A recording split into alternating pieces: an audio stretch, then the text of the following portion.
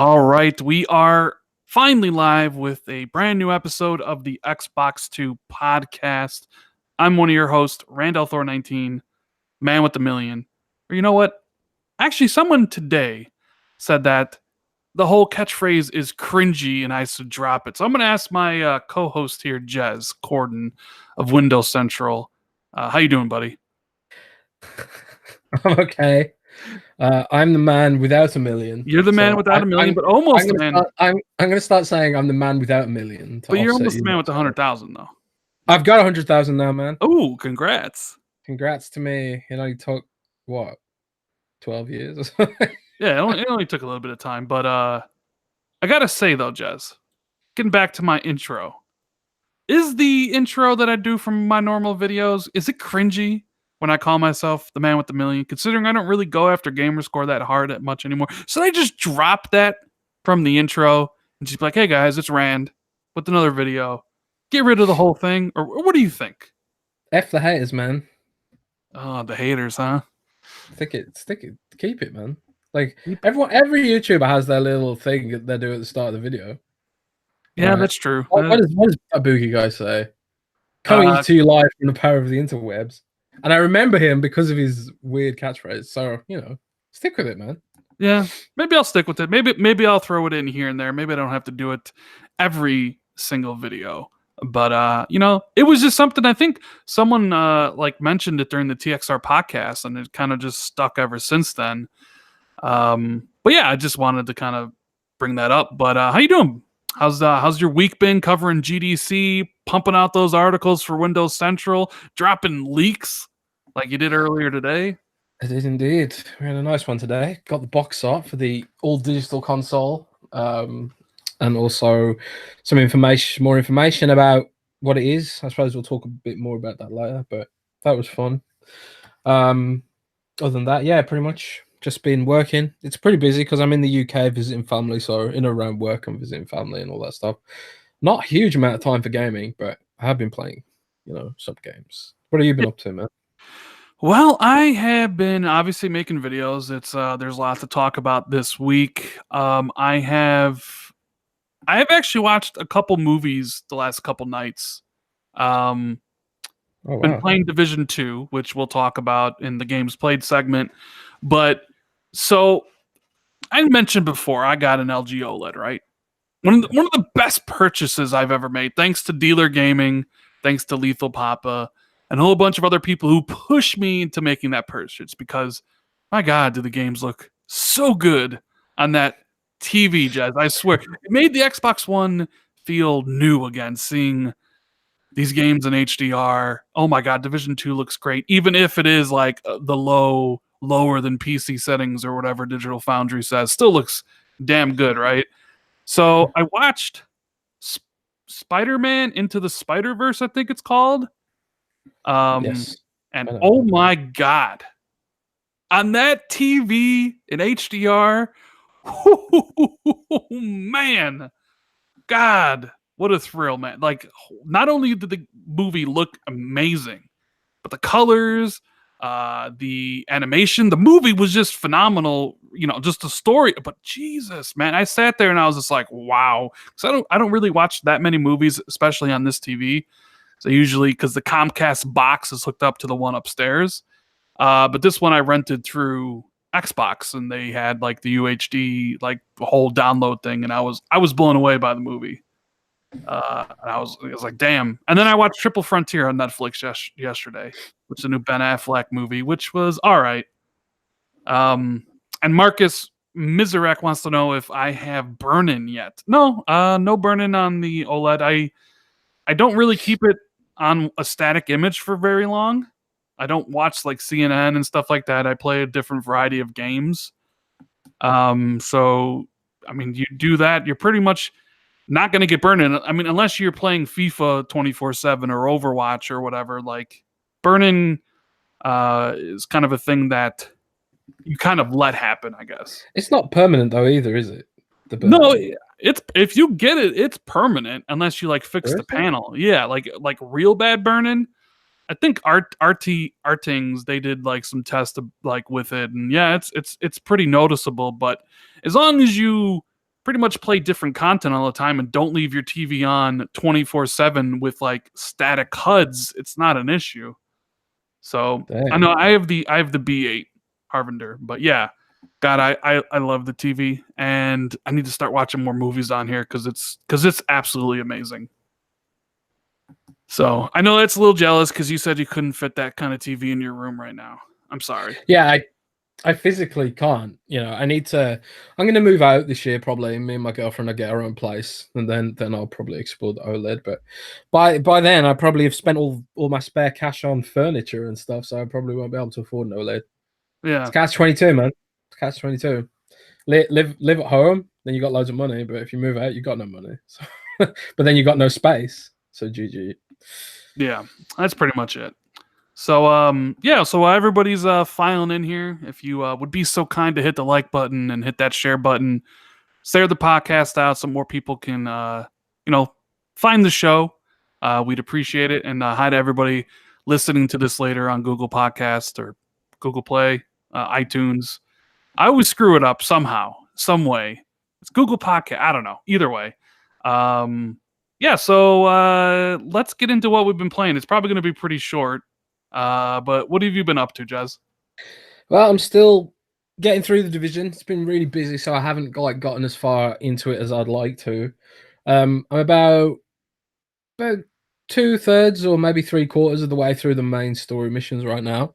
Still loving it. The loot system's great, and I'm starting to feel that sort of loot addiction now. I've started getting mods for my skills to lower their cooldowns and increase their damage and stuff.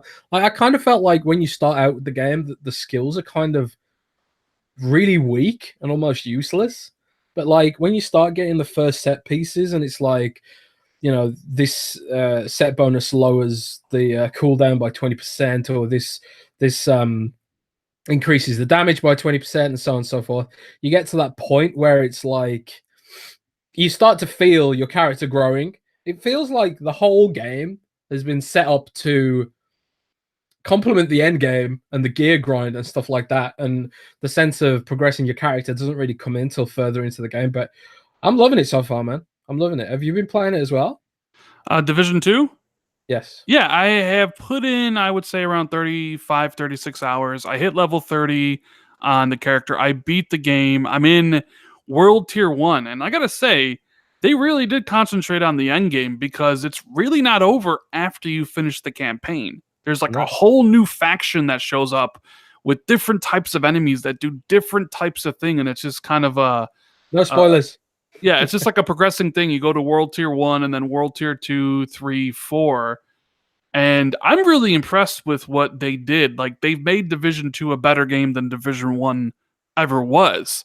Now, some of the complaints I had last time we spoke was I felt it was too easy up to a certain point. Around level 16, 17, it did start getting harder, and you had to do more like you had to be cautious of what was going on because enemies started to flank you more and they started to be a little bit more harder.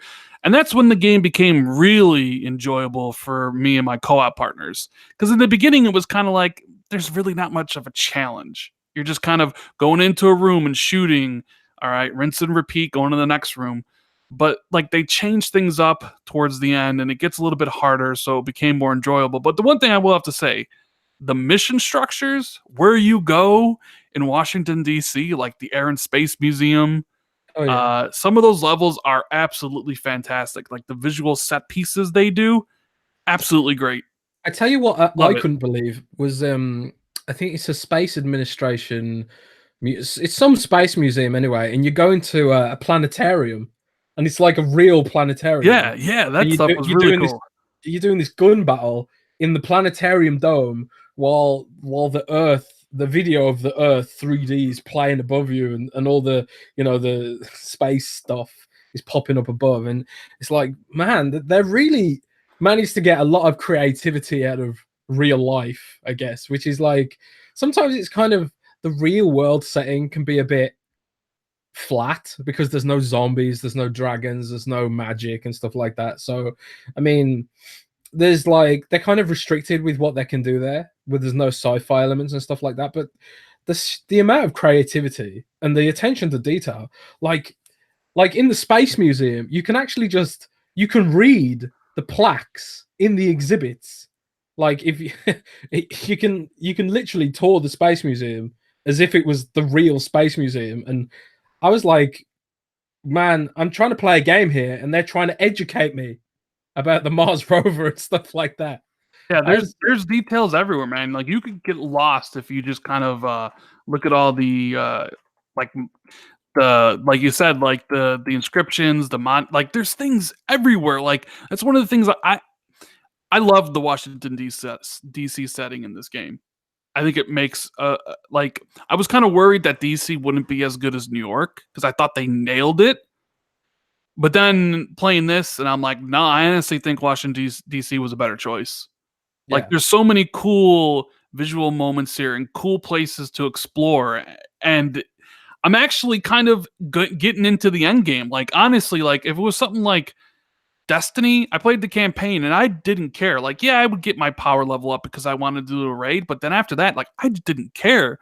This one, I'm in World Tier 1. I'm, like gonna progress to World Tier 2 and Tier 3. I want to get everything done. I want to be ready for when the raid hits. Like, I'm really just enjoying it. I know that'll end at some point because other games will be coming out, but I'm really impressed by what they did here. yeah, I agree. I'm excited to get to your level. I'm still like level 18ish now, I think. Yeah, well, once you But hit level 30, and after you beat the game, that's when you unlock the gear score. You go to the world tier 1, and then it's all about obviously finding better gear yeah, sure. with that gear score, with the set bonuses and stuff. And then once you beat world tier 1, you move into world tier 2, which is the same thing with harder enemies that drop better loot. And then you get to world tier 3, and then world tier 4. So you want to get your gear score up to like 460. And yeah, it's really cool. Like I won't look, I ain't gonna play like Division 2 super long. But I want to at least play the raid, and we'll see where I go from there. But we got tons of games coming out because I just got a review copy today for Sekiro Shadows Die Twice. Nice. A game which I was like, should I play? Should I not play? I know people have been asking me to play Bloodborne, which I promise I will do, and I still have to do Last Guardian. Devil May Cry 5 kind of got put on the back burner because I was addicted to Apex Legends, which I haven't played in like a week. So yeah, I'll be playing Sekiro, Shadows Die Twice, and I have no idea what I'm in for. I've been seeing some of the reviews, and people are like, dude, it's harder than Dark Souls. It's the hardest game ever made of all time. And I'm just like, man. Seriously, I know? think we're under embargo, but some of the Dark Souls experts on my team, so they're veterans of Dark Souls. They've played all the Souls games, Bloodborne and even Demon Souls and stuff like that, and they're finding it tough. So I don't think this is going to be for me. Well, maybe not having any experience in Dark Souls and Bloodborne helps because apparently it plays a lot differently. You need to block and parry. There's no like farming in the game. You kind of just need to progress. There's no character building. Like you could more about finesse than so maybe it's more of a game that I would enjoy. So I'm gonna play it. Hopefully I can beat it. I want to beat it because I don't want people to say, "Oh, get good, Rand." So I'm looking forward to checking that out. And yeah, I mean that's like it. There's like Sekiro's like the last big game for about a month, and then a month from now we have not Rage 2, Mortal Kombat 11, and Days Gone.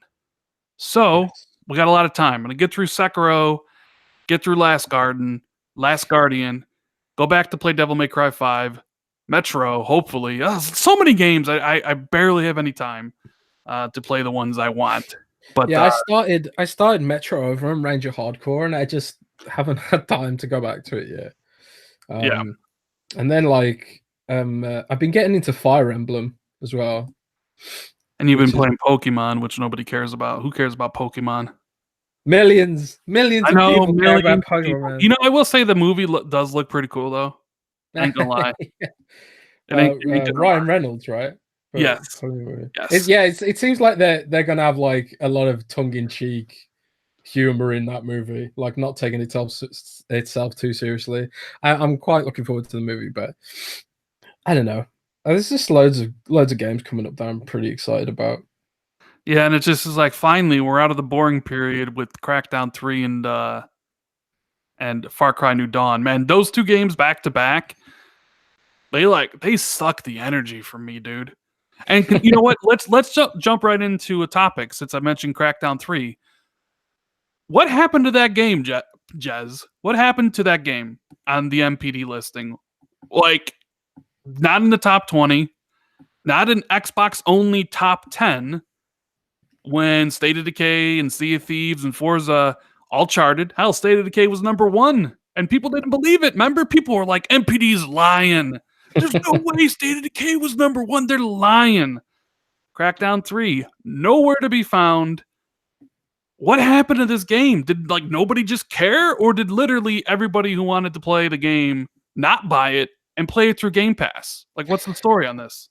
Well, if you look at some metrics like achievements unlocked and things like that, it seems that like a fair amount of people did play the game comparatively. But like you say, I think there was such a high profile amount of negativity and a lot of sort of commentary around Game Pass with regards to this, like, is this the ultimate Game Pass game? Like, you shouldn't buy this, you should get it in Game Pass. Like, pretty much every review said that. Like, the only saving grace of Crackdown is that it's in Game Pass. I think it's pretty fair to assume that nobody bought it and everyone went in on Game Pass.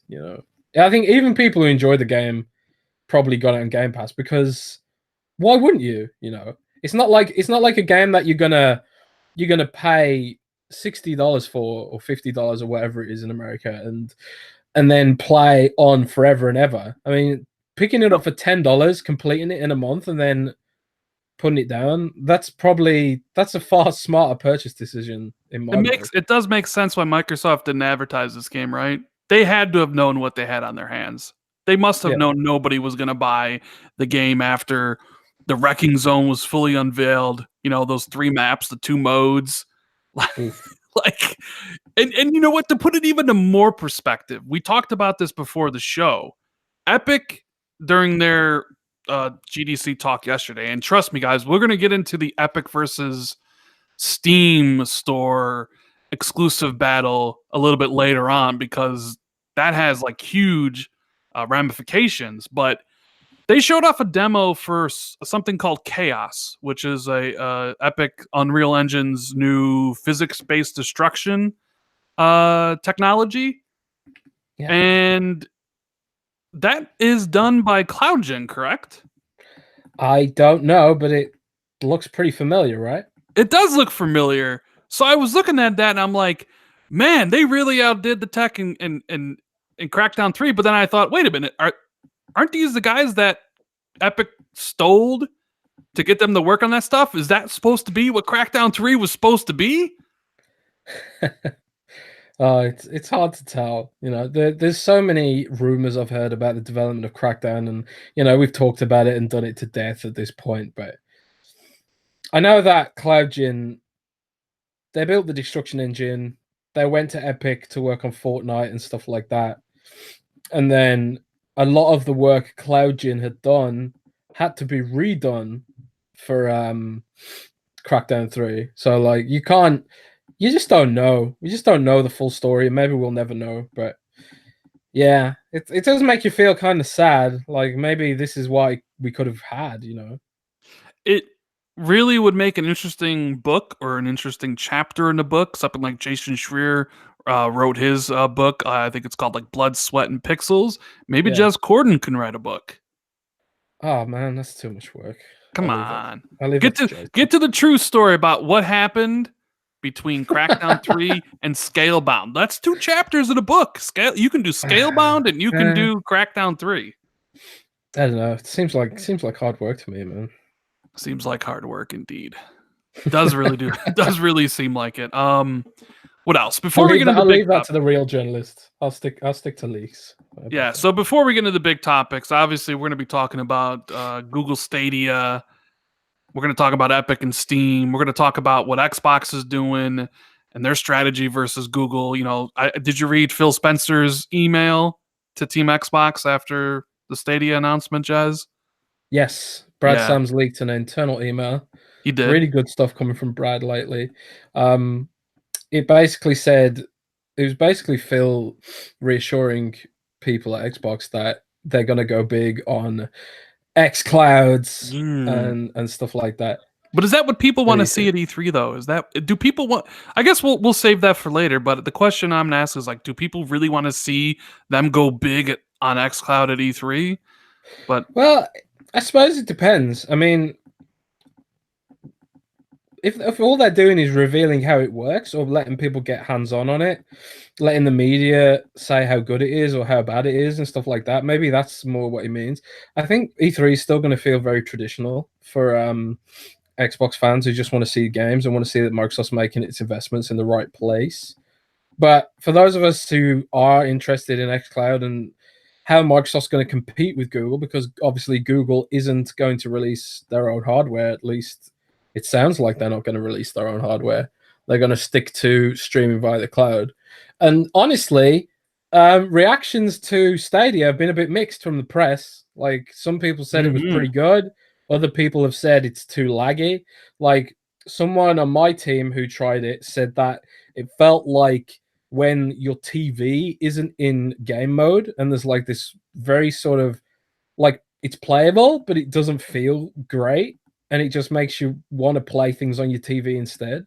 So it makes me wonder, like, if that's just a case of the laws of physics, or whether Google just isn't going to be as good as Microsoft. It's going to be interesting to see how they compare, because Phil has always said that, and I paraphrase, Phil has always said that xCloud is going to be console quality. Now, for me, console quality means no input lag or very low levels of input lag. If all I can play on xCloud is turn-based games, that's fine, but it's not going to be the game-changing, industry-changing thing that it's sort of been cracked up to be. yeah, so you might like since we brought it up and you're kind of talking about it. Let's talk about the Google Stadia thing. The big announcement from this week. I watched the press conference on Tuesday. I did a video about it. It's their vision of basically the future of gaming. It's a streaming only solution where what were the use that what were the words that Phil Harrison used?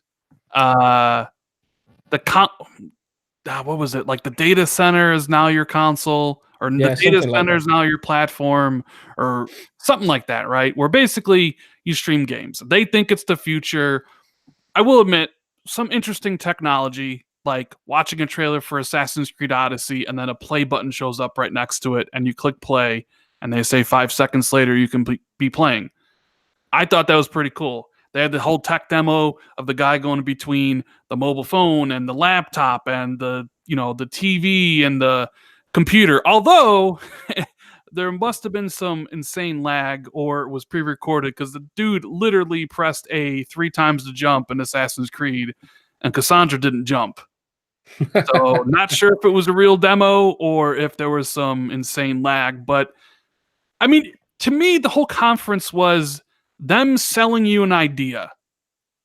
Now, whether that idea comes to fruition as big as they think it is, that's what it was to me. They were trying to sell developers on this idea of putting your games on their service so they can reach these 2 billion gamers on YouTube and Android phones and all this stuff.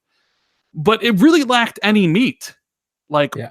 what is the pricing structure? Are you buying games outright? Are you renting games from them? Is there subscription service? I've heard talk and chatter that from Ubisoft CEO, I think he recently said something along the lines of there'll be many different ways to pay outright $60 to buy the game, or maybe you only buy 2 hours of time and that's all you have. Like, But this is the what? thing. It's like there's so many unanswered questions, and there's issues of trust as well, because we all know about Google's battles with antitrust, lawsuits. We know about their privacy lawsuits. We know that they've cancelled so many products over the years, and also they don't really have the most reliable track record for not canceling things. And, frankly, neither does Microsoft. But, every big tech company has projects they cancel. But Google took on Facebook and lost. with Google Plus. They literally announced that Google Plus is being shut down the same week that they announced this whole game streaming thing. And like in a lot of the interviews with Phil Harrison, they were basically like fielding questions like, "Can we trust you? Can we trust you?" and stuff like that. And I think that's going to be a big question here. Is like, do people see Google as a company who can sell them a permanent product, or is Google the kind of company where you get like sort of transient products that you never really truly own? Like you don't own any YouTube videos that you watch on their platform. You don't like I mean, they do sell books and apps and movies through Google Play, but how many people really, you know, how many people actually use Google Play as their number one place to buy movies and stuff like that? So there's a lot of trust and I suppose authority questions around Google. Like, can they actually build a service that's reliable and stuff like that? And while some of the convenient stuff is cool, like you say, like being able to watch a YouTube trailer and then instantly try the game out, maybe that'll be great for demos. But I don't know if I want to. I mean, I'm an Android phone user. I don't know if I want to buy games from Google simply on the basis that they are Google. Look, I'll be the first one to admit, game streaming is not going to be my thing. Not my primary way of interacting with video games, right? I want local hardware. I don't want to have to be at the mercy of my internet. Now, I have decent internet. I think I have 100 megs up or 100 megs down, 10 megs up, right? But I, unfortunately, have a data cap with Comcast. I get 1 terabyte. I play a lot of video games. So basically, unless I'm willing to pay an extra $50 a month to Comcast to get unlimited, because I play a lot of games, and if I were to go to Google, I would be streaming that stuff. That's going to chew up a ton of data. So am I willing to pay for the games and then also pay for my internet connection, pay the extra $50 a month? That's going to be a lot of problem for a lot of people. But like when I was watching the conference, and I know it was GDC, right? I get it. Like they're not going to have those. It was basically to sell game developers to make games from the platform. But as a consumer watching it, I have a lot of questions, like the pricing structure, which we just talked about.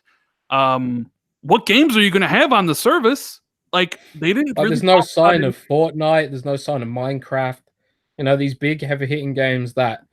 I mean, yeah, Assassin's Creed's great and stuff like that, but it's just Apex Legends, Fortnite, and Minecraft, and those kind of games that they really need on the service to sell it to the wide middle. Yeah, and I guess I know GDC is not the place to announce it, but like they didn't have a lot of partners. So I'm wondering, like, man, but is it not the place to announce it? Because I remember when Microsoft unveiled the Xbox One, they got crucified for not announcing any games. Oh, I do have a segue about that in just a minute here, but and then again, like the whole like, oh, it'll stream 4K 60 at what download speed do you need? And then they're like, oh, 8K 120 for the future, 8K. Okay, yeah, like I really believe that. Look, and I'm gonna get into the whole because I was thinking about this and I had an interesting conversation with Zed from the Reset Era Discord. All right, so Google's streaming thing, right, is a completely online service. You have to be connected to the internet 24/7. You're talking about like the ultimate DRM.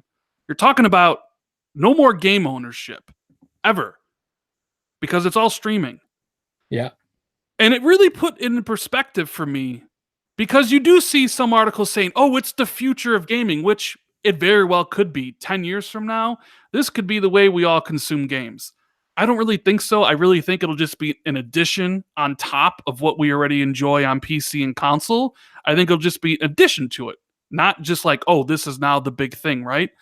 But then I think back to 2013 and how everybody from the media and to gamers, literally everybody, were destroying Microsoft for having a 24-hour check-in, which is basically online only, and having a DRM policy that basically turned your physical games into digital games, right? But you would still own them. And here's Google taking that vision and going even one step farther, maybe even 10 steps farther. And I don't see the same reaction whatsoever. Like, I don't see Polygon and IGN and Eurogamer crucifying Google like they crucified Xbox. And I understand, just like Taser Delight just said in chat, a lot has changed in 6 years. Yes, I know a lot has changed in 6 years. The rise of digital, people becoming more accepted of streaming. What has happened with Netflix? What has happened with Spotify? I know the world has changed in 6 years. And I guess this really just validates that Microsoft's strategy, they were just completely way too early for this. They were just completely way too early. But it's just, I'm just pointing it out. And I see my bro OBJ in the chat. He's like, talk that shit, Rand. Look, I just remember all this stuff. Microsoft got killed. And it's one of the biggest reasons they lost this generation was because everybody hated them, from the media to the gamers. Now Google's doing something even worse, and I don't really see a lot of pushback. I just see people saying it's the future. It's the future. The thing is, it's not exactly the same. To play devil's advocate here, and everyone knows I hate Google, but to play devil's advocate, Google's not selling you a $400 box or however much it costs in the US. They're just gonna sell you a subscription service. So I think the truth is that people let them get away with it because that's the whole business model. It's not like some half measure fundamental change to the existing console model, which is what Microsoft was pushing, right? Yeah. And I guess maybe Microsoft sees Google entering and doing this as, like Sam Tolbert says in chat. He says, when the presentation ended, I guarantee you Microsoft breathed a sigh of relief because Google is nowhere near as far along as I thought they were. And they might be the one company that's really more hated than Microsoft. Right? Google? Yeah. So Google pretty hated. Yeah, they are. So now you even have, like, I see people talking and posting like memes, and it's like Sony fanboys and Xbox fanboys coming together with console hardware, right? Like everybody's like, we need to, bond together and take down Google. It's like everybody's like kind of come together over this whole thing because we know Xbox is doing hardware. Cream Chowdhury reiterated again that, they're going to be doing hardware for a long time. I predict that we got 2 gens, at least a minimum of 2 generations before Xbox hardware even potentially goes away. So I think we're good to 2032. Even if streaming takes off. I think, and that's an if. Yeah. But I mean, what did you think overall of the whole presentation and like what they're trying to do? Honestly, I didn't watch it. You never watch anything. I was playing Pokemon, man. Come on. But no, I didn't watch it because I was just busy with other things. But I read our coverage of it, and what my colleagues were saying about it, because my colleagues are at GDC. I'm not at GDC, so I let them take point on it, and while they focus on that, I can do other things. But I'm more like most gamers, I try to align my thinking with, the consumer and stuff like that. And I can take an approach that most people are going to take is, great, they can announce all this stuff, they can show it off and it looks all flashy in a press conference or whatever, or it doesn't, whatever. I just want to know if it works. I'm intrigued to try it because, like I've said on the show last week, that I've rekindled my love with Nintendo recently because of the portability factor of the Switch and the 3DS. And I can play games where normally I wouldn't be able to play them, like in the airport, like, wherever. And yeah, I don't expect that I'll be able to play Overwatch on airport Wi-Fi, but maybe I'll be able to play, I don't know, turn-based games. Maybe I'll be able to play XCOM. Maybe I'll be able to play Final Fantasy VII, which is coming to Xbox soon. I'm happy with that. I'm happy to play turn-based games on laggy internet and stuff like that. But that's the main reason I'm interested in it. Will it work? And I'm just going to take a back seat and wait and see, because a lot of the discussions about whether it will penetrate into the mainstream and stuff like that ultimately hinge on the fact, will it work? I think the consumer at large, they don't care about things like the morality of Google. They don't care about. I honestly don't think most mainstream people care about ownership. You know, it's just the core gamers who care about making sure they actually own the stuff they buy. I think for most people, they take the convenience over it. You know. Yeah, I mean, history has shown people will choose convenience over pretty much everything else. That's why Spotify exists. And that's why Yeah. Netflix exists. It's just so convenient to just sit down in front of your TV and just click a button and watch something. Although those And are cheaper forms of entertainment, right? I mean, yeah, they Netflix, are cheap. $12 a month, Spotify, free. Like even if you just want to buy a single from iTunes, it's $1. Games are really expensive. $60 for a brand new game is a chunk of change that not everybody can afford. So it's a little bit different there. And streaming, I don't know if I'll ever be good with just, oh, well, you got to accept the latency. Like, why do I have to? I shouldn't have to accept latency. Like you said, your Yeah, friends it's, are playing it, and it's just like what there's latency what? there. It's like, Sorry. it's not. That's not. And look, I, I'll be the first one to admit, like, I'm not gonna get the Google Stadia. I have an Xbox, I have a PlayStation, I have a Switch. Two of those at least will be doing next generation consoles. PS5, Xbox Anaconda, the Xbox Scarlet. I will be getting both of those. So I'm good. Now that's not to say I won't, I don't know, try it out, buy like a Chromecast and stick it into my TV or whatever it is, and maybe like, all right, let's see how this actually works. But it would have to be, you know what it would have to be for, Jez? It would have to be for Google Stadia exclusives. Because that's the other point I wanted to bring up. Jade Raymond, she came out there and announced that, they're building a new first party infrastructure. But the question I have is, how long is it? Have they been building exclusive games for a while now? Are they just beginning now? Or are they going to be spending money like Epic and getting the games to come to the service in the meantime while they try to produce their own games? Well, I've heard first of all that Google is looking to money hat developers, and they are sending out feelers, and they're even looking to money hat DLC, like Destiny did with PlayStation. So don't be surprised if you see like DLC for some of your favorite games become Stadia exclusive. My God, how annoying would that be? Like the DLC for your favorite game is exclusive to a Ugh. laggy Ugh. streaming platform. Can you imagine how angry you'd be? But I suppose that's like areas where Google could really screw up is if they like. I mean, it's one thing to get exclusive DLC for a home-based console where there's no real downsides if you already own a PlayStation, But can you imagine if like they money hat DLC for a shooter onto a laggy streaming platform? They're going to buy themselves a lot of negative PR. So I see them money hatting just games in general. And unlike Epic versus Steam, where it's confined to the PC space, they're going to money hat it away from Xbox and PlayStation. Because the only way, I mean, one of the ways they're going to have to is they're going to need exclusive content to separate themselves from what Microsoft is doing, what Sony's doing, eventually whatever Amazon is doing. And that's the only way to really do it. I mean, Epic is kind of, I wouldn't say proving it right now, but they think it's the way to go. And I just wanted to address Show Shady and Zed in the chat. They says, nobody needs to get Stadia.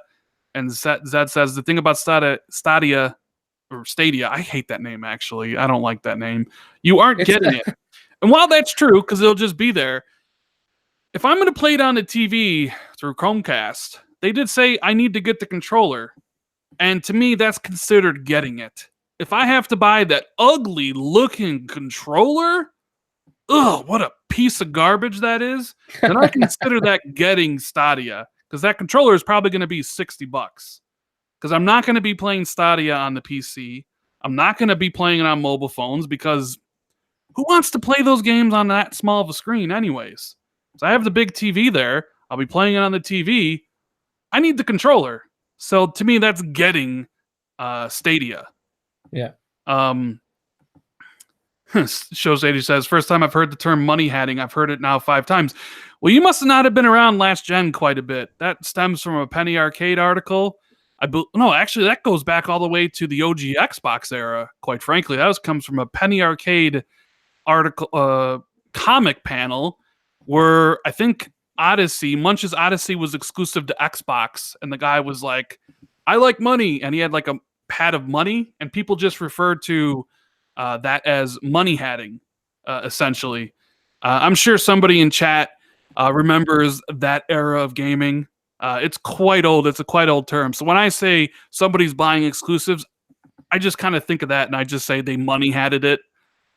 It's also a term that has been used on like NeoGAF and Reset Era and stuff, and I've been on those places forever. So, see, Raven Rand with the talking about etymology history lesson there. I didn't know where that came from actually. yeah. I've only seen it used in forums. Oh, I know, Shady. I know you've been around, Shady. I'm just saying I don't know. It always kind of stuck in my head. But yeah, I think Google's going to spend money and they're going to try to get games exclusive to their platform. For sure. Man, oh man, oh man. I honestly though, I will say it is coming this year. Did you expect it this year, Jez? Because I am quite shocked it is coming this year.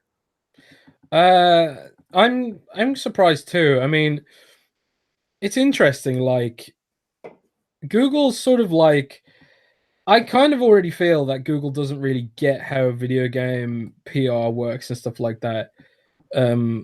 I just get that gut sort of feeling that they're gonna screw some things up. Like it'd be so funny if it got delayed, and then they're basically hurting themselves and stuff like that. But it all depends on like what you say. Do they have the games? Do they have the content and stuff like that? And we talked about how Microsoft can basically flip a switch and put a Xbox game onto Xcloud if a developer agrees to it. And they showed in their GDC presentation that there is going to be like very basic Xbox touch controls for phones, and developers can make their own touch controls if they want to and stuff like that.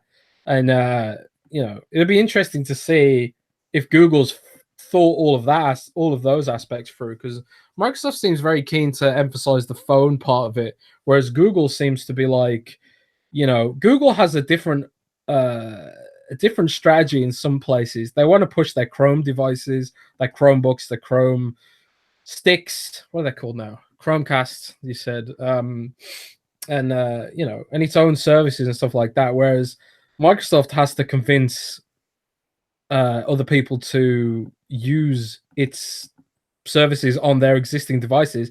And as we've seen from Microsoft Groove Music, they completely failed to make the case for Groove Music on Android. Like nobody used it. So, they have a, it's not going to be plain sailing for them either. Well, no, but they do seem like they're hitting the ground running, where Microsoft is really taking the slower approach with Xcloud, because you're going to have the public trials later this year. I don't really expect Xcloud to fully launch until 2020, and I don't really even expect it to be a really big thing for Microsoft until about, I don't know, 2023, 2024. It seems to be a slower process for them, and maybe that's just because they understand messaging. They understand they got destroyed this gen about poor messaging and trying to do things too fast. You need to guide people into the next step. You need to be careful with how much you change. So they're being really careful about how they're messaging it, right? So that's what they're going to do. I mean, they're going to compete with Google in that space. It's going to be interesting though. Like if Google's there first, does that necessarily mean they're going to be the best or the one that popularizes it? Or is Microsoft like, hey, you know what? You can get there first. We'll do it better. And we're going to have exclusive content coming. We're going to have the Halo. We're going to have Gears. We're going to have Forza. We bought a whole bunch of studios. They're going to be making games. We're going to combine Game Pass with Xcloud, which is already an existing business model, and just it's up there. You can subscribe and you get these games, and people know it. Developers know it works. So there's gonna be a ton of games in there. They seem to be kind of, I don't know, crossing their I's, dotting their T's. It's like Phil said. in his response to Stadia, which you mentioned before. It's like they have the strategy, the game plan. They believe in their three pillars of content, community, and what was the third one? Content, community, and Coconuts. content, community, and coconuts. I'm blanking on the third. Somebody in chat has to know the three pillars that Satya and Phil talk about. It's content, it's community, Cloud. and cloud. There you go. The three C's. I remembered when you said Satya, because Satya is like synonymous with cloud. Yeah. And so they're going to do it. And then I don't even know where I was going with it. I just lost my train of thought. What about Sony? Because this is basically Xbox versus Google versus Sony, and soon to be Amazon. And, well, I guess you can add Nintendo into the bunch. What is Sony going to do with this new competitor that is completely online, that is going to try to sell games and take game sales away from PlayStation, which is their core business? How do they respond? Do they kind of, for lack of a better term, bury their head in the sand, release a PlayStation 5 that is very traditional, hope that streaming doesn't take off while offering their own streaming solution with PlayStation Now? I mean, they don't have the infrastructure that Google, Microsoft, or Amazon has. So what is Sony's play? What are they doing on this one? They're going to make a new PlayStation Vita. Yay! PlayStation Vita. Oh, that'll solve all their problems. Nah. I don't know, man. It's like, I think Sony can, it's like you say, cloud streaming is not going to replace anything in the short term. And I think Sony can continue to exist, filling frankly, the niche that it always has. And it is a niche because the console market is just a part of the overall gaming industry, and Sony is just a part of that part of the gaming industry. So I think Sony can subsist on doing what they've done for the time being, while they build up to either partnering with Amazon for content and stuff like that, or maybe even partnering with Microsoft if you want to be sacrilegious about it. Because I've heard as well that beyond Xcloud, Microsoft might actually be looking to bundle Xcloud as a service that other companies can buy. Like if Sony wants to make its own streaming service, they could buy Xcloud from Microsoft and make their own version of Xcloud. I've heard that is something that Microsoft might be working on, in addition to its own exclusive platform. Because, for example, Netflix runs on Amazon Web Services, and Netflix uses Amazon Web Services video streaming platform. However, they compete with Amazon directly on Amazon Prime Video. So it could be that Microsoft makes its own version of Xcloud to sell onto competitors and stuff like that. That would be the ultimate Microsoft thing to do. Yeah, exactly. That's Microsoft's mission, is to help other companies. That's their top level mission. So, you know, people are annoyed in chat that we're talking about Sony in the context of this whole streaming thing. But, you know, it's like, why wouldn't you? Hey, like Sony was doing streaming first. Exactly. Sony clearly interested in this because they clearly have a horse in the race. They did PlayStation Now first. They were one of the first to do streaming. It's not like it's sacrilegious to say, what is Sony going to do with their streaming model in PlayStation Now? They were doing it before anybody. And now you have Google and Microsoft doing it, and Amazon, and even Walmart. There's reports that Walmart's even going to do it. Like, what is going on? So, look, I don't underestimate Sony, right? Like, no, like I say, I think they can completely subsist doing what they're doing now. Of course, I think they can as well. Like, they have proven time and time again that for most people, gaming and PlayStation are synonymous. You know, maybe for an older generation, it's Nintendo. But you look at, they came in with the PlayStation 1, dominated. They even dominated more with the PlayStation 2. They had an off-gen with the PlayStation 3, and they still sold 80 some odd million PlayStations, right? And then this gen, it was just a complete massacre. What are they, almost at 100 million? Like, And what they're doing clearly works. I expect them to do the same thing for next gen, and I expect them to just have tremendous success. Yeah. But like I said, Google is a new competitor. Their whole strategy is selling third-party games without the need of a box. If people do move to that, well, that takes money out of Sony's pocket because that's their whole bread and butter is selling other people's games. And they have a streaming service, so you just have to wonder, well, what is Sony's play? Are they going to do a traditional console and not worry about streaming? Are they going to do the traditional console and do streaming? I'm just curious to what Sony's doing in general because we don't get a lot of leaks about them. And trust me, I don't underestimate Sony. They've proven time and time again that they know what they're doing, you know? So Yeah, so Sony, like, they have the best content right now out there, the best exclusive lineup. Bringing that to more devices, like, why would you be annoyed about that? You know, I think it'd be cool if Sony partnered with Amazon to bring its games to phones and stuff like that.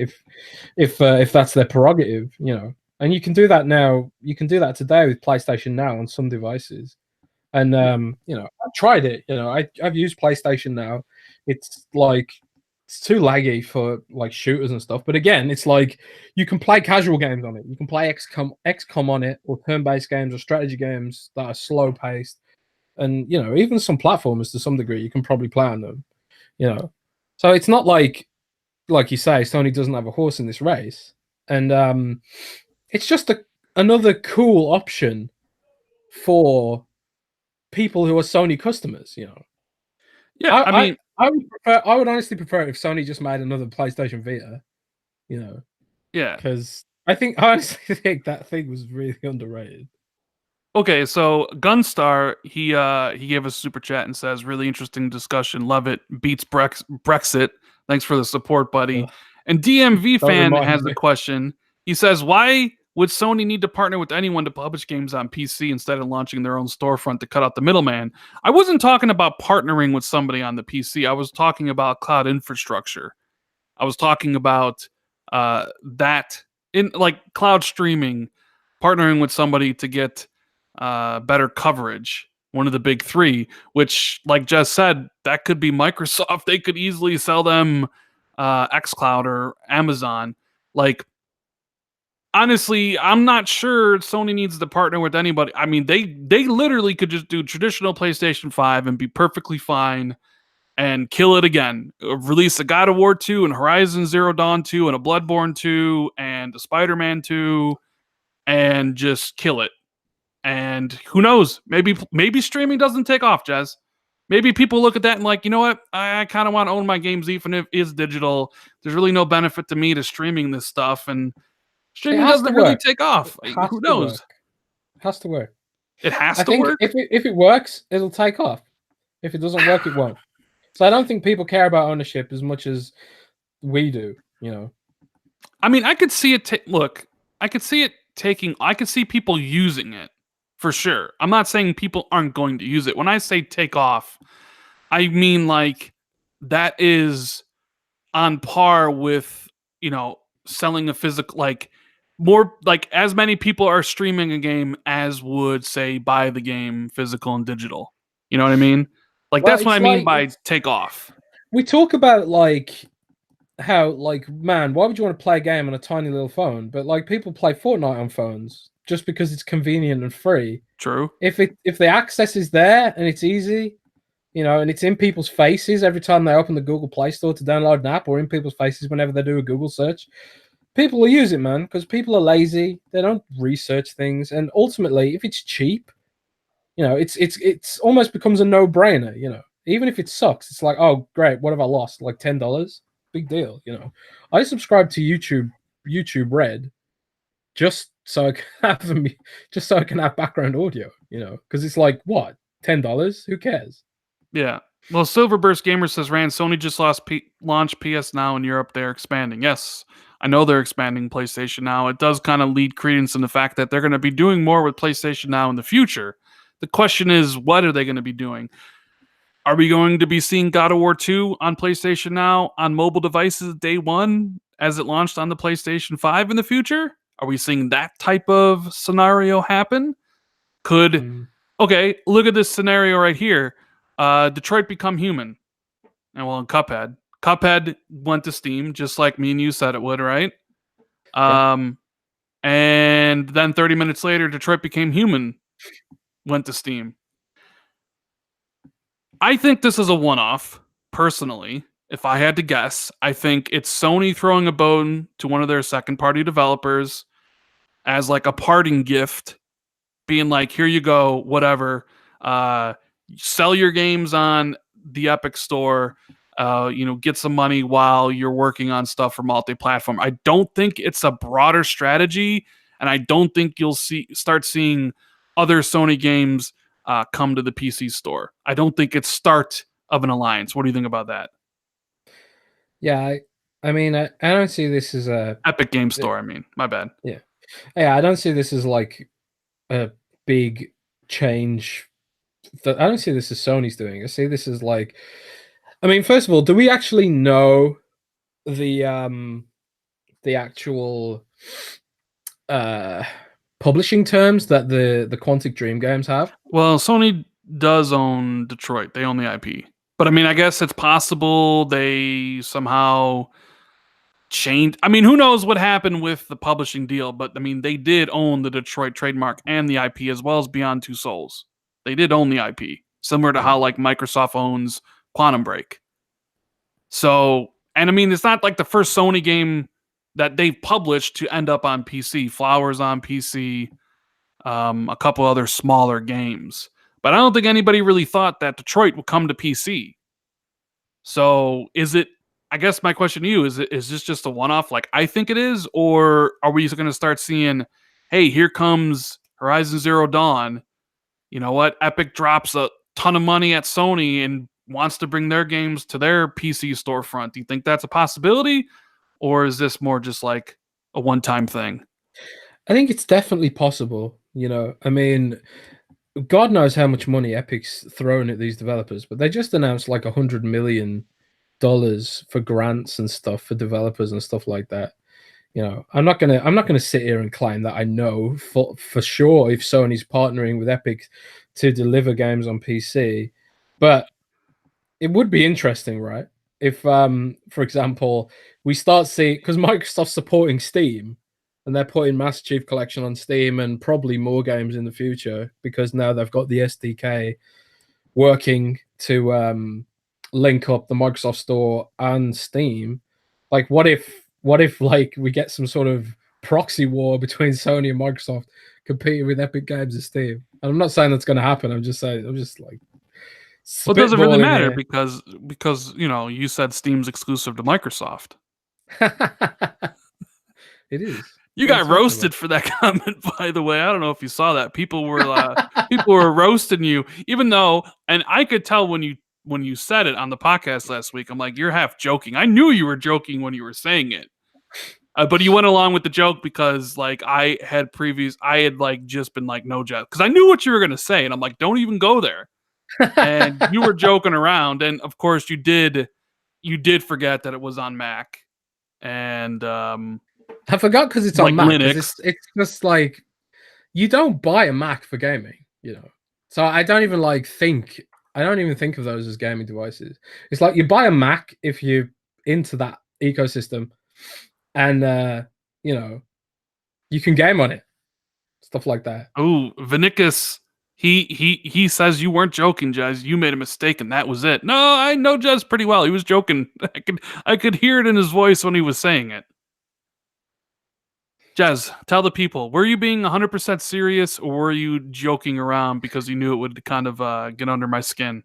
I was being facetious, but I genuinely did forget that it was on Mac and Linux in the moment. I mean, so did I. I mean, I forget a lot of things. I forgot Steam was on Mac and Linux.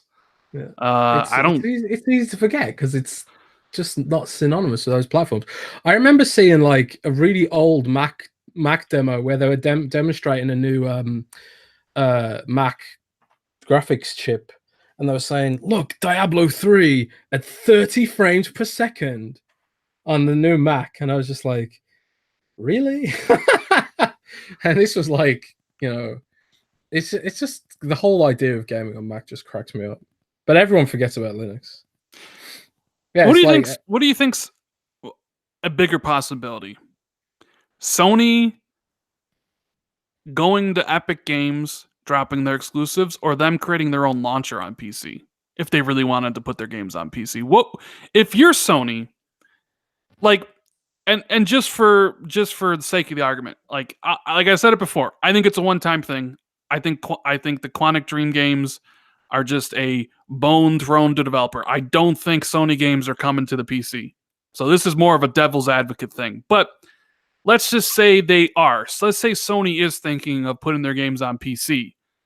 Would it be better for them to partner with Epic, or do you think they would build their own launcher on PC and just release their games there? uh, I mean, if there's free cash to be made with Epic, I mean, why not? Depends how much money they're offering. If the costs of Epic floating the bill for storage and distribution of cloud and maintaining a platform and updates and all that sort of stuff, let Epic pay for that. And competition's a good thing, especially in the PC ecosystem, which has been dominated by Steam for so long. And yeah, it's annoying having multiple launchers on your computer, but who cares at the end of the day? The Raven. But to be honest, the truth is, I don't think this is indicative of any big partnership between Neither Sony did and I, Epic and that's Games. exactly what I just said. This is all hypothetical. Right. Ravenflow says if you knew Sony, this wouldn't be a question. I did say I was playing devil's advocate here, right? I did say I didn't believe it. Some people just kind of, I don't know, they listen to it and they're like, "Oh my God, Rand!" It's like, did you hear what I said right before I posed the question? A devil's advocate. I know they're not going to do it. It was just an interesting talking point, and me and Jez both don't believe it. Anyways, moving on. Cuphead on Switch, Jez. Cuphead Thoughts on on that? What do you think? Well, we talked about it before, right?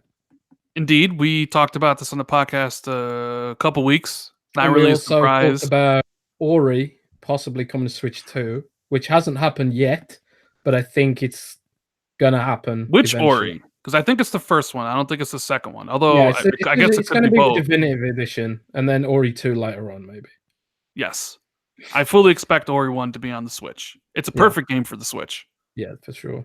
I think well, it's interesting, right? Because Microsoft previously in their GDC panel description, it said we're announcing an SDK for Android, iOS, and Switch, and now we reported it, and everyone reported it, and then Microsoft deleted the description from their GDC panel website, and then they went back and said that, oh, actually, it's Android SDKs for Android and iOS, and we have no plans for a Nintendo Switch SDK at this time, but we're exploring it starting with Cuphead. So it feels like maybe the announcement was premature, and the work to get a full-blown third-party SDK for Xbox Live games on Nintendo Switch is still ongoing, or maybe Nintendo aren't happy to just go heads first into that yet. But I think it's still an interesting, cool thing. I mean, getting Xbox Live achievements for playing games on Switch sounds cool to me, but at the same time, it's like, do I want to double dip and stuff like that? The real benefits are like the crossplay stuff, right? Like Minecraft crossplay on between Switch and PC and Xbox and phones. That's great. And if we can get that for Cuphead, which I believe doesn't have online co-op right now, right? It's just local co-op. Just local, right? Yeah. So like they did say that one day Cuphead will have online co-op. I believe they said that. So it would be cool to one day be able to play between Switch and Xbox and PC using that SDK. And I suppose that's part of what Microsoft's exploring here, because there are obvious benefits there to everyone involved. Bigger pool of gamers to play with, less barriers to entry, and then more people playing your game creates this halo effect where more people end up buying your game and stuff like that. And obviously games that have multiplayer, they market themselves because you get your friends to play them, stuff like that, blah, blah, blah, blah. So I suppose it's going to be an interesting experiment, but I don't think I think the GDC comments were misleading into thinking it was going to be some grand partnership, because that's the way it read to me. you know. But I guess Well, like yeah. So I think Nintendo's going to be very careful about what games they pick. I don't know if they want full blown Xbox Live on the Switch where like anybody can use it, but I do think they would they will cherry pick certain games and that they approve that could essentially have Xbox Live. Does that make more sense? yeah, I think so. I mean, like they need games for the Switch, right? And having a game like Cuphead and Ori, they're Well, no brainers. this is And where me and you disagree because you talked about it earlier before the show, and you said you said Switch games sell because there ain't any games on Switch, and I say I think that's crazy because tons of games come out on Switch every week. There's plenty of competition on the Switch. It's like I would not be surprised. no. What I was talking about was there's no AAA competition. There's no Destiny soaking up everyone's time. Okay, yeah, There's fair no enough. Call of Duty forcing people to not buy anything. There's like a lot of smaller games, which makes it a more vibrant ecosystem than like console platforms where you stick to one game for a long time. I think there's less competition for time on Switch compared to console. And that's why some of the indie games sell better because there's no big service games on the Switch yet, except for like a few like Warframe and stuff like that. That's Yeah, the point I was making. yeah. I mean, you're right. The Switch doesn't have a ton of AAA third-party games because it's not powerful to have it. But I mean, the games they do have, they sell incredibly well. Like Cuphead sold what 3 million copies so far Oh yeah, across like PC and Xbox. I would yeah, not be surprised in a month after it comes out for Switch if the Switch version is the highest selling out of the two, out of Xbox and PC. yeah, for sure. But like, if you look at if you look at the Switch top 10 store, Final Fantasy 9 is one of the top selling games on there right now. Well, it should be. And Final Fantasy IX is amazing. yeah, but that came out like 50,000 years ago. Indeed. I mean, you're still talking about Pokemons and World of Warcraft. How long ago Yeah, did World of Warcraft come out? yeah, but like, I'm weird. I, Yeah. Do you think yeah. Final Fantasy 9 would beat Call of Duty on console or on Switch if it was there? If Call of Duty came out on Switch, I'm not really sure that's a game. See, I'm not. people are taking me out of context now. Super Smash Bros. Sold 10 mil because Switch has no games. That's what we're doing now. That's not what I said, man. I was talking about the third-party indie games that are selling really well on Switch and aren't selling so well on Steam, for example, is because Steam's crammed full of things that are sucking away people's time, whereas Switch isn't. That's all I said. Everyone's just taking me out of I context mean, now. I yeah, hate that this is shit, man. true. I mean, PUBG is the Sea of Thieves is the PUBG of 2018. Ugh. Which Sea of Thieves, jazz, fishing. Yes, Yes. so Sea of Thieves is now PUBG of 2019 with fishing. So, are you going to get back in Sea of Thieves for fishing? Yes, I am, Rand, and I so are don't you. believe you. I don't hear any excitement in your voice for the fishing that Joe Neat has added to the game after you begging him for it. I don't hear the announcement, the excitement coming from you right now. I'm sorry. I think it's just That's fake. because I'm triggered by chat right now. But the Sea of Thieves fishing stuff, like, it's awesome because it looks like it's not just some dumb system that people have just slapped in there. It looks like pretty involved, right? It looks kind of like Far Cry's fishing system where you have to lead the fish around and stuff like that. What did you think of it? Because they're also announcing single player quests and stuff like that and a story mode, which is one of your Yeah, criticisms. yeah, we'll see. We'll see. I have my doubts about an actual true story mode. All right. I like Sea of Thieves looks great on my TV, but I don't know. I just kind of get bored playing it, but I did see that. I wanted to get your thoughts on it. Fishing, unbelievable that they're finally adding that to Sea of Thieves. Um, and Zed says, I guess this might be your new intro. This is Jez, the man taken out of context. There you go. You're That's true. always taken out of context. Yeah, this is a problem with doing a live unscripted podcast. Like, It definitely is. if you misspeak a word or make a joke that doesn't sound jokey enough, people can like cherry pick the clip and then turn it into a big Twitter And then drama. make podcasts about it. Yeah. Yeah, make podcasts about it. Yes, they It's sure as like, hell did. But the yeah. other big kind of news this week out of GDC was Epic Games throwing money around like candy, still going after Steam's throat, getting all these games, hoarding them, and making PC gamers cry. Like, and basically say, well, look, I'm not. Look, I got nothing against PC gamers. I understand the ones who love Steam and their frustrations about having games that they thought were coming to Steam getting pulled and not come, because if it was Xbox, I'd be pissed too. Like if Control was available for pre-order and then they're like, "Oh, by the way, and I pre-ordered it," and they're like, "That's only on PlayStation," I'd be like, "Whoa, man, that's kind of screwed up," you know? So I'm kind of looking at this whole PC thing, and I'm just kind of like, wow, the console war has literally come to PC, and Yeah, there's kind of. I mean, it has.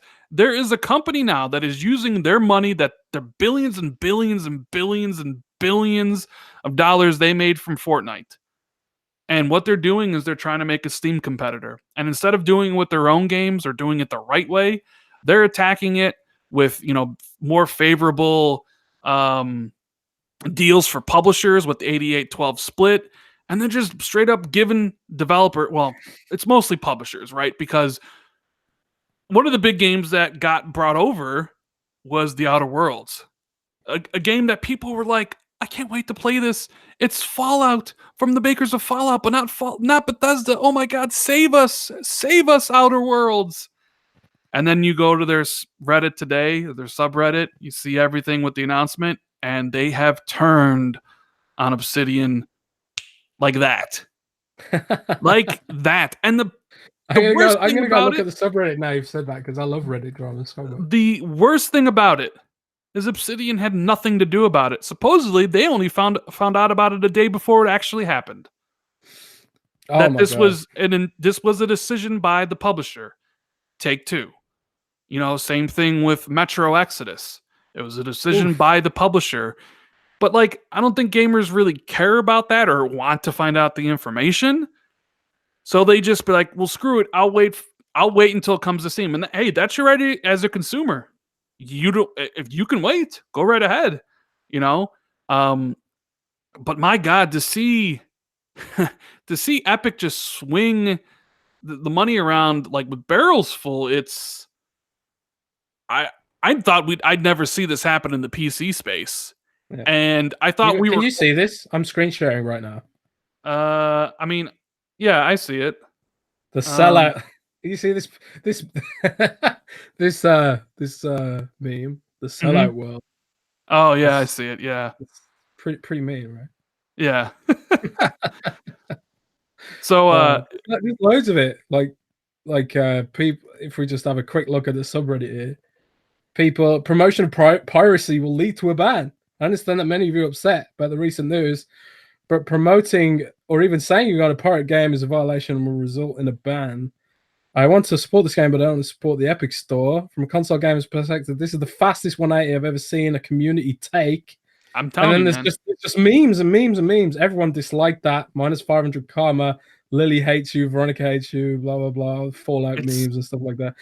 This is a community on fire right now. it is, and it was a game people were like, "Oh my God, it's what we wanted. It's anti Fallout by the Fallout people." Shout out to the Ravenflow for the super chat. He says 330 people in here and only 80 likes. Please hit that like button. Yes, please hit the like button if you're enjoying the podcast. We greatly would appreciate that. And Thanks, Raven. I thought I'd never would see it come to the PC, and it's not just Outer Worlds. It's Control, Remedy's next game or newest game that's launching August 27th. That is now coming to Epic. Do you know what the worst one is? Which one? It's a game called Phoenix Point, right? Oh So yeah, that was crowdfunded, right? yeah, exactly. So Phoenix Point was crowdfunded on Fig promised to come to good old games and Steam, and they crowdfunded it on that basis of it coming to Steam, and now it's not coming. Now it's not coming to Steam after they took people's money. So like people are trying to get refunds and stuff for the crowdfunding and all that sort of stuff, and it sucks because like Phoenix Point is it looks really awesome. It's like from the original developers of XCOM and like those sort of strategy games. But it's funny though, Rand, because Epic Games at GDC, they were keen to say that Metro Exodus sold 250% more copies. 2.5. Oh, sorry, did I get that wrong? 2.5. It was like 2.5 times more. 2.5 times more copies than Metro Last Light did on Steam. If you launch line it, even though like I think the Redux version came out a year later, they really didn't give good stats on that, right? But yeah, supposedly Metro did well. And honestly, I think like the casual Steam user doesn't really care. They'll be like, all right, I'll just get up. To a lot of people, I think they just view the Epic Store as just another launcher and it's not a big deal. And I think most games that go there will probably do okay. I'm sure like the super hardcore Steam PC guys will, stay firm and not go, but I can't imagine like that entire community is just like, we're not going, because they also mentioned Ubisoft renewed their deal. You're going to have more Ubisoft games only on the Epic Store, as well as some of their back catalog. So Division 2 must have sold pretty well on Epic's game store for Ubisoft to want to, continue their arrangement, right? Yeah. But this is just so weird to me to see the console war come to PC. I thought we were almost done with this type of stuff. It really seemed like game development had gotten to the point where it was so expensive that you didn't really see third-party exclusives anymore on Xbox and PlayStation. And the only ones you really did see might be smaller indies because they're a small team. Might be, say, like the Japanese developers putting stuff on PlayStation or Switch and not on Xbox because, well, quite frankly, Japanese games don't sell on Xbox, so it's more of a business decision. But for the most part, they have the same games because game development is expensive and they want to sell to as many people as possible. And then suddenly, Epic comes in on the PC side. They're throwing money around like crazy, trying to get devs to come over there. And now you have Google entering the market, and I can see them throwing tons of money around, and the only way to get really traction on their service is to buy exclusives too while they're waiting for their own first party. So I could see like next year Google having like, just as an example, what if Splinter Cell? We joke about this, but what if Ubisoft's like, you know what? The next Splinter Cell is exclusive to Google Stadia. And then you start having that battle again. We are laughing at Rand's misfortune. That'd be really funny. Sorry. I mean, I'm just saying it's something that could possibly happen if it was exclusive. If it was, yes, because like I said, I have a PlayStation for the exclusives, and I think the Sony exclusives are great. I have a Switch for the exclusives that I am interested in, which is quite frankly not a lot. Pokemon. I play everything on Xbox because that is my preferred platform. And the same would happen with Stadia. It would be a cheaper purchase for sure, because all I would have to buy is that disgusting ass controller. But if they had Splinter Cell, yeah, I would have to. Well, actually, Rand, apparently you can play Google Stadia with a Xbox adaptive controller, and you can plug an Xbox controller into the Xbox adaptive controller. So maybe you could get around it like that. But I did see an interview that if you wanted to use it through, what's the thing you plug into the TV? Is it a Chromecast? Yes. That if you were going to use it through a Chromecast, that you'd have to use the Google the Google controller. Okay. So yeah, but I mean that exclusives, they matter. They sell consoles. People in chat are saying you can use any controller with Stadia. Yes. Okay. So on PC and some other places you can. They did announce that all USB controllers will work, and mouse and keyboard. But I did read an interview with Phil Harrison that said if you're using Chromecast, you can't use an Xbox controller. You have to use the Stadia controller. So maybe you can use a third-party USB one, but either way, You won't be able to use the Xbox controller, which is the one that I want to use. But no, I would get it if they had exclusives worthwhile for playing. I mean, that's why I have a PlayStation and Switch for games that I can't play on my Xbox. And if there was something I really wanted to play on the PC, like really had to play, I have the PC ready right here. So I think exclusives matter. What's that matter? Of course they matter. There's this kind of talk that they don't matter. I mean, Microsoft doubled down on getting all these studios to create exclusive content for the Xbox platform. They realize content is king. Sony knows content is king. Google is building their own. They all know exclusives matter. Some go about a little bit differently than others. Microsoft is putting some of their games here and there, putting Halo on Steam and all that different stuff, but they all matter at the end game. And I mean, don't even get me started on the whole exclusives are anti-consumer thing. I don't know if we talked about that the other day. Did we talk about that? I don't know. I don't think so. You think exclusives? Do you think the fact that God of War is only on PlayStation, do you think that's anti-consumer? Hell no, because it wouldn't exist if they weren't sort of getting something out of it. Right. I mean, like the idea, like I should be able to walk into Burger King and order a Big Mac. I see people make this argument all the time, and I'm just like, no. I mean, the whole point of exclusives is that they've invested the money into God of War because it's exclusive. If it was going to be on everything, they wouldn't need to invest so much. I don't know. I don't know. I mean, I guess it may be if you're going by the strictest, loosest definition of anti-consumer, where anything that favors a business over the consumer is anti-consumer. Then I guess like the idea of God of War only being on PlayStation only really benefits Sony, not the consumer. So if you're going for that loose definition, then yeah, it would be. But like the true definition of like anti-consumer has to deal with like improperly favoring businesses over consumers. And God of War being on PlayStation isn't improper. KFC selling KFC chickens and not Browns and vice versa isn't improper. That's just, so it's like, well, it's not. You know what I mean? So I don't know. People have asked me to make a video about it, and maybe I will. I don't even know like where I would approach it from. I wrote an article today about the whole Epic Games thing because like, as we saw from browsing the Outer Worlds subreddit, there is like a core of people who are, really angry about this. But as we see from Metro Exodus's sales, there's also a wide middle of people who just don't care. And it's not like the console war where if I want that Destiny DLC, I have to buy a PlayStation to get it, which costs like $400 or however much it is in America. And whereas on PC, all you have to do is install a free launcher and then double click it, which it's hard to get too sympathetic towards people who are, don't want to install the Epic Games launcher. I mean, it's not that much of a big deal, and people could say things like, oh, but what about my data? Epic Games going to save my data. What about the privacy and stuff? These people probably have Facebook. They probably have Android phones. It's just like a fake argument for a lot of people, I think, and at the end of the day, no online platform is going to be completely privacy perfect anyway.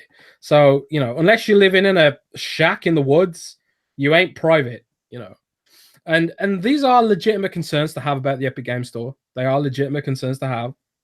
I'm not saying they're not, but at the same time, who cares? It's free to download the Epic Game Launcher. You sign up, it takes 30 seconds. I've got Steam, I've got Battle.net installed on my computer right now for World of Warcraft and StarCraft and stuff, and I've got good old games for the few games that I've got installed on there, like the original Fallout games and stuff like that. I don't care, man. These are lightweight, small programs. Me and you like would look at it like that, but I'm not a PC gamer. Right, I'm not one into that ecosystem. So to me, it's like, yeah, Steam and Epic Games are just a launcher to me because I don't really know much about it, to be quite frank. Yeah, I don't have any friends on Steam, like because I use Discord for my gamer stuff on PC. You know, I don't care about Steam's social platform. I don't care about Steam's modding tools and stuff like that. And the features that Epic Games doesn't have that people are criticizing them for, like Steam didn't have those either when it first came out. It matured over time. If all I want to do is launch and play a game, I'll do it through the Microsoft Store. I'll do it through Steam. I'll do it through Battle.net. I'll do it for Epic Games. I don't care, man. You know, it was funny though that the Outer Worlds though is still releasing on Windows Store. Of course it is, because Because Epic doesn't care about the Windows Store. They don't know, nobody uses it, and I'm sure you know, since Microsoft owns Obsidian now, maybe they work something out, or maybe that's just the ultimate like you know, troll moment. Like, yeah, we're taking it off Steam, but you can still put it on Windows Store. We don't care because we know nobody's buying it there. Hey, I'll buy it on the Windows Store. How about that? I'll be the only person who does. But I just kind of feel bad for Obsidian. I feel bad for 4A. They make these games. Well, and that was like literally in my article. That's what I was saying is like, because when Coffee Stain announced Satisfactory as an Epic Games exclusive, I felt bad for them because they're like small indie company and they're getting all this hate now. But like that was when they announced it. If you go up to Satisfactory's YouTube channel now, most people have gotten over it. And the Satisfactory came out this week, and like when in the announcement trailer on YouTube, they had like 4,000 dislikes and like 100 likes. But now if you look at the Satisfactory launch trailer, it's just likes, because the people who hated this whole Epic Games thing, they've either gotten over it or they've moved on, you know. And Satisfactory looks like a really great game, to be fair. yeah, So it sounds like the PR flack is probably worth it. Well, I get why indie developers would do this. I totally understand. You get the 88-12 split. You have Epic dumping money in your lap because the Steam. I mean, indie games need all the help they can get to be marketed and stand out. Your game could fail, right? So, like any help that Epic could give, I don't blame any like small developers for taking that deal and going with Epic. But then you look with like Obsidian and Outer Worlds, that game's published by 2K, private division. They're a big publisher, although I guess you could say it's a smaller arm of it. But and even Ubisoft, it's like they're a huge publisher too. It's like they're not really hurting for money. And the only ones that really hurts are the developers, because now you have a community that's enraged and they're breathing down Obsidian developers' necks, and they had nothing to do with this deal. It was all 2K, and the money's going to go right to 2K. It doesn't even go to Obsidian. It just goes right to the publisher because they're publishing it. Yeah. I really do feel bad for them. I really I feel bad for them too. It sucks. And you remember when Metro Exodus was announced, and one of the 4A Games developers got really upset about it, and they said something like, well, if everyone boycotts the Metro Exodus, we won't be able to make any more of them, or something like that. Yeah. I remember when they said that. But hey, your leak from the day, the Xbox Sad edition. Tell us all about it. Oh, the Xbox Sad edition. It's so funny that that's what it's been called now. Like, you got the Xbone, and now you've got the Xbone Sad. It cracks me up. But yeah, so today we leaked the box art for the Xbox all digital console. It doesn't say all digital edition on the box. It just says all digital. Like, we saw some package shots of the box, and then we recreated them in Photoshop to protect the photograph's origins, because it's probably obvious where they came from if someone might recognize it. I don't know. But in any case, it looks like it's bundled with Sea of Thieves, Forza Horizon 3, and Minecraft. It doesn't look like it's bundled with Game Pass, which is what we were expecting it to be. And also the design is exactly the same as the Xbox One S. So it's not going to be a slim Xbox or anything like that. Well, I didn't expect it. They're not going to change the manufacturing lines for a test like this. Yes, and but a lot of people were expecting it to be slimmer because, you know, as we discussed on one podcast, like, do you remember how small the PS2 got over time? Yep. But anyway, and also we announced the launch date, which is going to be May 7th, global launch apparently for all current Xbox markets. But apparently Brad Sams already wrote about that in his previous article, but I didn't know. Now, here's my question. Forza Horizon 3. Why? Why put Forza Horizon 3 in there? That doesn't make any sense. I don't know. Why not put 4 in there? I don't know. It's I understand Minecraft and Sea of Thieves. Well, for an all digital box, why not include 3 months of Game Pass? That'd be I don't perfect. know. Apparently, it comes with a year of Xbox Live, month of Xbox Live. Sorry. I mean, don't they all come with some form of Xbox Live? I just, Oh yeah, I think they do. for something that Fax Machine says Horizon 4 is on Game Pass. I mean, well, so Sea of Thieves and Minecraft. Minecraft's going to be on Game Pass next month, and Sea of Thieves has been there since launch. So I don't really think that's the issue. It's just Horizon 3 is a weird game. It's man, hopefully when the pricing comes out, it's cheaper than the box or cheaper than what it currently is. I'm not really sure how this test is going to go over, Jez. You know, I think like I do wonder if this is basically them getting rid of excess stock as they're transitioning to next gen, rather than just leave piles of keys for Forza Horizon 3 lying around. Maybe they're just offloading it into this bundle. I what if they mean, just took the XX stock and used it as server blades for XCloud? well, there's that too. I mean, we don't know how much excess stock they've got, but you have to imagine that it's probably quite a bit, right? Yeah, probably quite a bit. Well, Jez wanted a shorter show today because he didn't sleep very well last night. So we're gonna start taking questions now. So get us a couple questions, and then we will get out of here. But I wanted to thank everybody for dropping in live or listening to this later. I really appreciate all the comments and chat and the conversation that was going on. All the support through the super chat means a lot to us here. And if you enjoyed the show, make sure you hit that like button and sub to the channel and follow Jez on Twitter. So Face, he wants to know, Jez, has your mind changed about Days Gone after more previews were shown? And what's your prediction for Days Gone? I did see that you pre-ordered the game. I did, yeah. I don't get why Days Gone is getting so much hate. Like everyone, when I tweeted that it's pre-ordered, people were like, "Oh my god, why are you pre-ordering that?" and stuff like that. And it's like, what? It looks awesome. It looks like it looks like a AAA State of Decay to me right now. Like the zombie swarms and like the awesome graphics and the apparently really long campaign and stuff like that. It sounds awesome. I don't get why. I don't get the hate. Can you explain to me the hate? I thought it looked quite I thought it looked quite generic, especially compared to their other exclusives. I mean, I'm still gonna play it day one. I just everything I've seen from the game just doesn't really excite me. But But that's it's got me. zombies. I'm who it's 2019. I've had enough of zombies. I don't care. I don't care, man.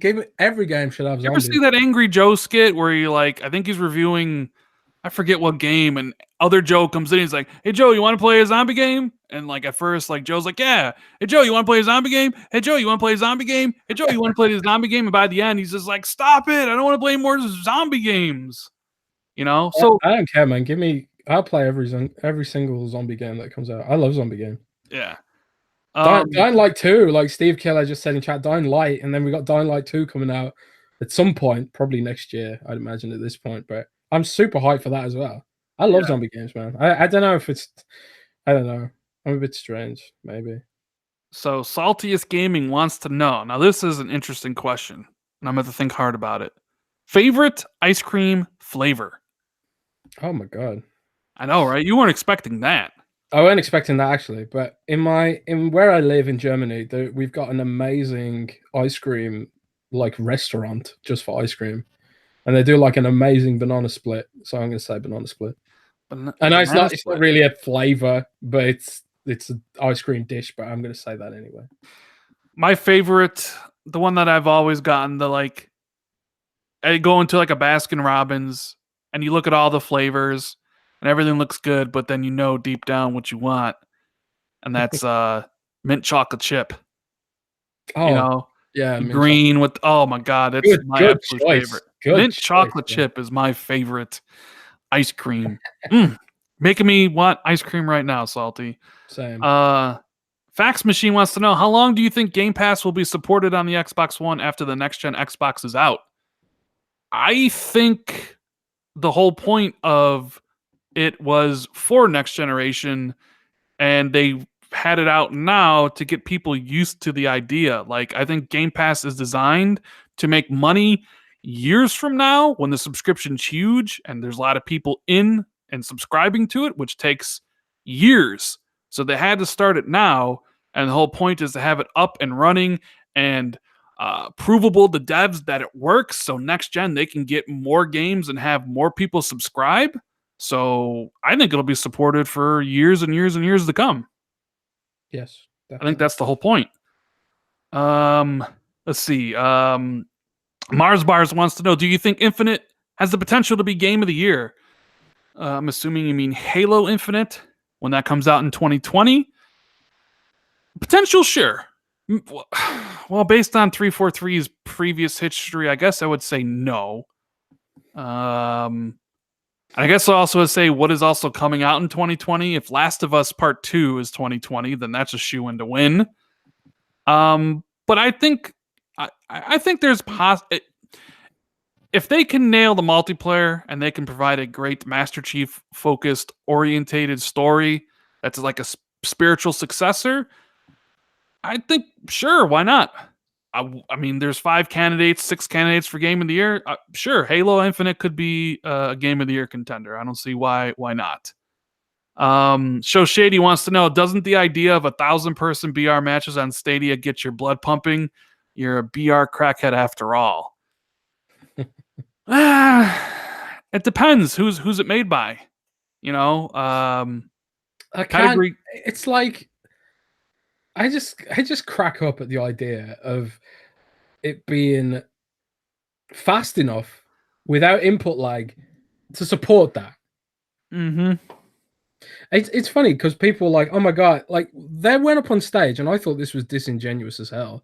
But they went up on stage and was like, oh, Stadia is 10 teraflops, so much more powerful than the PS4 Pro and Xbox One X. And it's like, yeah, but I ain't gonna have that hardware attached to my TV, am I, Phil Harrison? It's gonna be bottlenecked by my internet connection and artifacts and input lag. So it's not really providing me a 10 teraflop experience, is it? Oh, that 10.7 teraflops of raw power.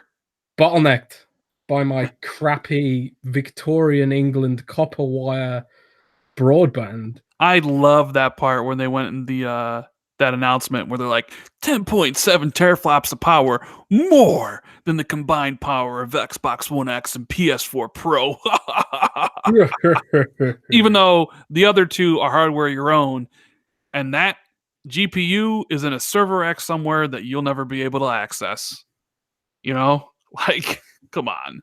The Ravenflow, shout out to you for the super chat, brother. He says, will you try Cuphead on the Switch, Rand? Interesting question. I own Cuphead on the Xbox One. I've beaten it. I don't have all the achievements. I think I'm missing like 2. Would I play it again on the Switch? I will. I don't see why.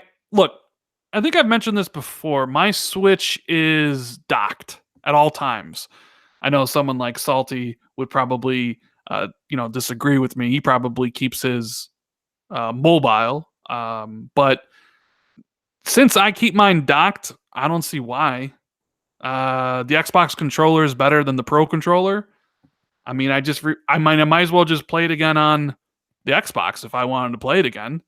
So I would say probably not.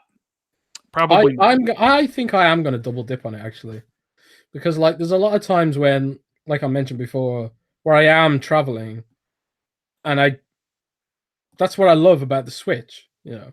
So I think I'm going to double dip on Cuphead. Fair enough, and I know a lot of people will. I mean, a lot of people are definitely going to buy Switch. It's the perfect game for the system. Yeah. Snatcher Hunter wants to know, Rand, how will streaming take over physical games in the USA when most cities are hindered by data caps and net neutrality is out of the window? Those are questions that have yet to be answered. I mean, digital hasn't taken over physical yet, and this whole gen has been nothing but digital. I mean, it's made strides. It might be right around 50%, but it hasn't overtaken it yet. And that's why I think most of next generation is going to get people comfortable with the idea of streaming games, which is why I said it's going to be 2 gens before hardware even goes away. next gen to get people comfortable with the idea like digital was this gen. And then the gen after that, even though it might be commonplace, they're still going to have consoles. So you have to worry about the 3 generations from now. But yeah, data caps, net neutrality, all that stuff are going to be a major factor, don't you think, Jez? I do, but I'll say this round. I've heard Microsoft has accounted for this, and one of the cool things that Microsoft has, which some of the other companies don't have, is corporate leverage.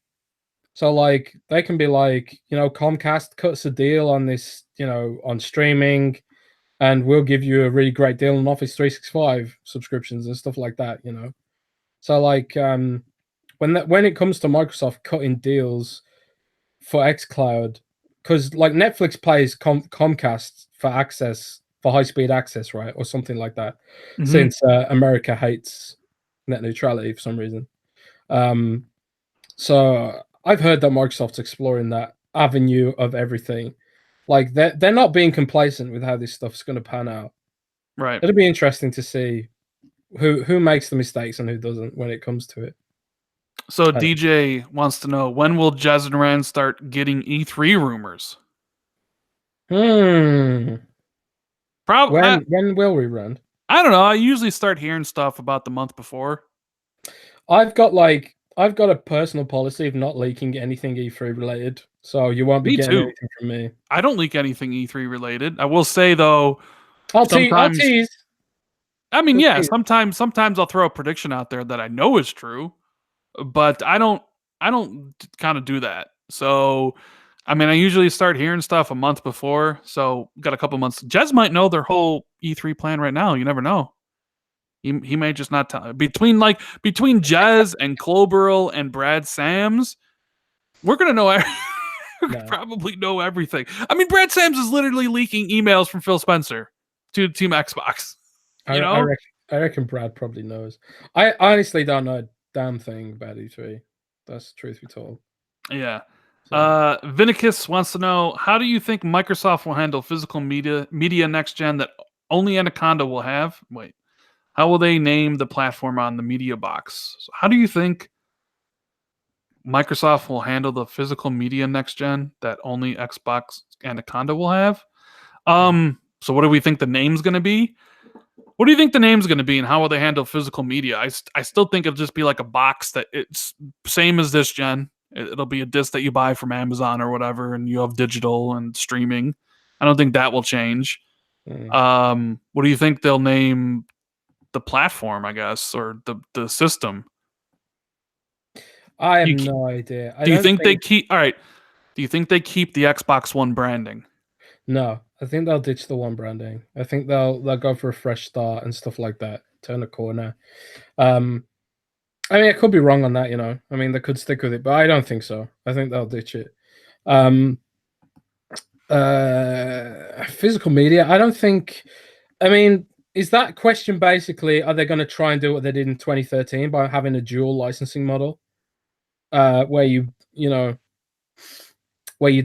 where the disc is a license rather than an actual disc, or will they keep things the way they are now? I personally think they'll keep things the way they are now, but I don't think they'll make that mistake again. I think like if they want to lock people into digital, they'll do it with Game Pass, and they'll do it with Xcloud. But I think they'll keep the I think they'll keep the disc model the way it is now. Personally, what do you think? I think they'll keep it the same that it's modeled at right now. Sam Tolbert, so this will be the last question, and then we'll get out of here. What are your current expectations for Game of the Year? Say 5 candidates. So I'm not sure if you mean like 5 games that I played right now that would be Game of the Year. I really haven't. So like my top 5, let's just say, looks like Resident Evil 2 remake, Apex Legends, The Division 2, because I haven't played Metro yet, and I haven't played Devil May Cry 5 yet, and I haven't played Sekiro. So those are the games, and definitely not Crackdown, and definitely not Far Cry. Like, I would not, but I'm assuming you mean like by the end of the year. See, this year's going to be tough to call. And here's the phone ringing again. So, Jez, why don't you give your top 5 and I'll answer? Okay, well, I think Ori 2 has a chance, and I also think Gears 5 has a chance if it definitely comes out this year, which it almost certainly will. I think I've got like really high hopes for what they're doing with Gears 5. I think they're probably looked at what they did with Gears 4 and they're gonna, up the ante, new features, more ambitious storytelling, and that sort of thing. I can see that being a pretty good one. And then you've got you've got Resident Evil 2, which was incredible. I don't know if that'll be Game of the Year material, especially since it came out at the start of the year. I always find like games that come out at the start of the year tend to be forgotten in the award when it comes to awards and stuff. So that could be the case, I guess, for Resident Evil. But I don't know.